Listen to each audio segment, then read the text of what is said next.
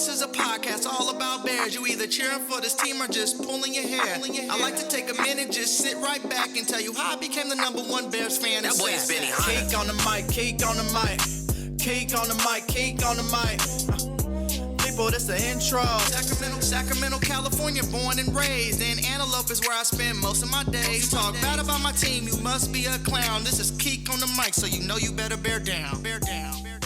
Hey, what's going on, Bears fans? Thank you so much for joining me for another episode of Keek on the Mic, the podcast all about the Chicago Bears. Like always, if you're new to the channel, make sure you hit that subscribe button and the bell notification to catch all Bears content right here on the podcast. So I have a really fun topic for us to discuss today here on the podcast today, as the report out of Chicago is this: NFL analysts see emergence from Justin Fields. And obviously the development of Justin Fields this season so far, to me, has been incredible. After a very slow start to the season, both Justin Fields and the Bears offense are showing clear signs of growth, putting up 33 and 29 points against the Patriots and Cowboys defenses, while Fields in that span has gone 30 for 44 for 330 yards, 3 touchdowns to 1 interception, along with 22 carries for 142 yards and 2 touchdowns. And a little side note about those rushes, 11 of those rushes from Justin Fields have gone for first down. So obviously the trajectory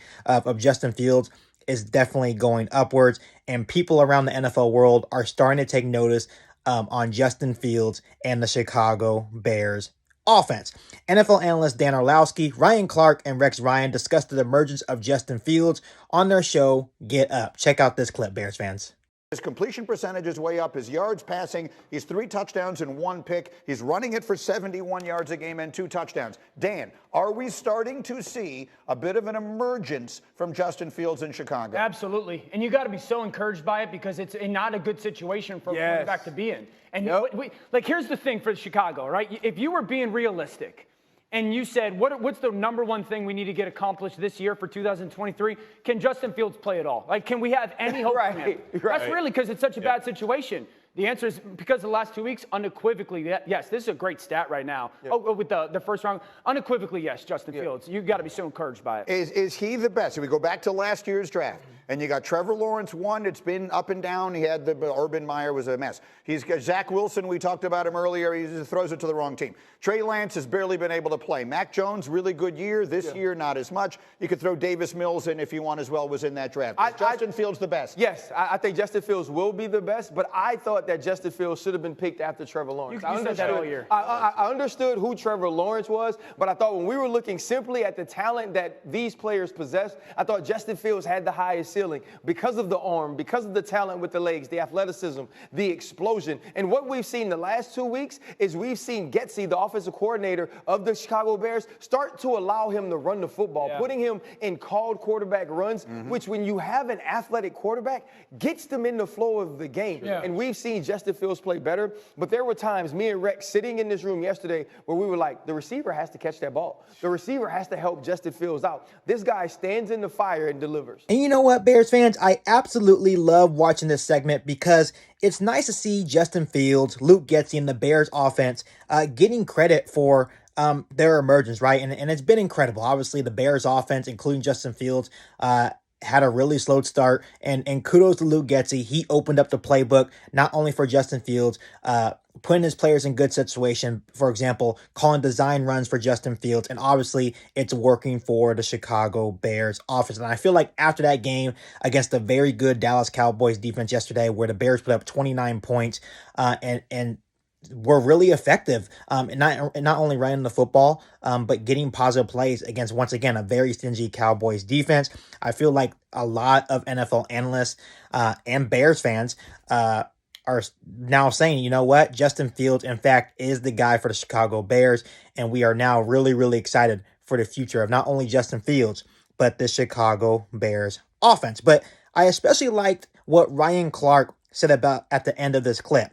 He stated this: "We have seen Justin Fields play better, but there were times me and Rex sitting in this room yesterday where we were like, the receiver has to catch that ball.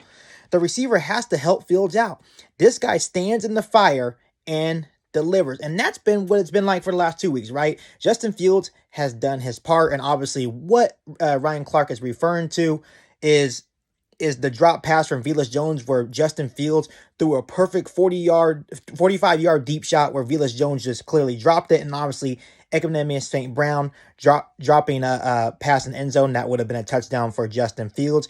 And obviously, Justin Fields also has some missed throws in these last couple of games. But he's also had some very good throws, once again, that his receivers are just flat out dropping. So I really liked that Ryan Clark brought that up, because when people look at Justin Fields' stats, sometimes they sit here and say, well, 151 yards is not a lot, and sometimes that's why you can't look at the stats, because if Velus Jones catches that 45-yard throw from Justin Fields, that bumps his passing yards up to close to 200 yards. Maybe if EQ catches that ball in the end zone, that adds to his stats, right? So you can't always look at stats. You have to look at what happened, right? Obviously, EQ dropped that pass in the end zone. Velus Jones dropped that 45-yard ball from Justin Fields. So you have to take that into account when you're looking at Justin Fields' stats. So yes, Ryan Clark is right, and I think us Bears fans have been saying this for weeks. Justin Fields receivers, the Chicago Bears receivers, have to help Justin Fields out. And obviously, this is a lot on Ryan Poles as well. It's going to be his job this offseason to build around Justin Fields and add some guys that can make big plays for Justin Fields, right? So it's going to be up to Ryan Poles. And that kind of carries me to my next point on this podcast. And they also mentioned this in this segment, but I'm going to double down on it here on Keek on the mic. But I truly feel that Justin Fields is the best quarterback from last year's draft class. Look at the weapons that Zach Wilson has to work with, right? Trevor Lawrence has to work with compared to what Fields is working with in Chicago. Fields has clearly been the best player out of those three. And the funny thing about this is that Justin Fields has beaten Trey Lance. He was drafted before him. He beat Mac Jones, right? He gets a chance to play against Zach Wilson in week 12 against the Jets, right? And I think he's going to beat him too, or at least play better than Zach Wilson at least. But Justin Fields, to me, is clearly the best quarterback from that draft class. And he's been showing it these last couple weeks that he is the best quarterback from that draft class, right? And the funny thing is that he's only going to get better. When I watch guys like Trevor Lawrence, when I watch guys like Zach Wilson, they still look like they're struggling. It looks like they're not going in that upward trajectory, right? Justin Fields is getting better every week. He's getting 1% better every week. So as a Bears fan, we should be very excited about the future of Justin Fields, right? And I tell you guys this all the time, but Justin Fields is our guy. He is our franchise quarterback. And obviously earlier in the season, I feel like a lot of the national media, even including some Bears fans, were rushing on the judgment of Justin Fields, saying, you know what, he's probably going to be a bust. He looks terrible, blah, blah, blah, blah, blah. But I've always stood on my stance saying, you know what, there's going to be growing pains. It's his first year in a new offense. Look at his weapons. Look at his offensive line.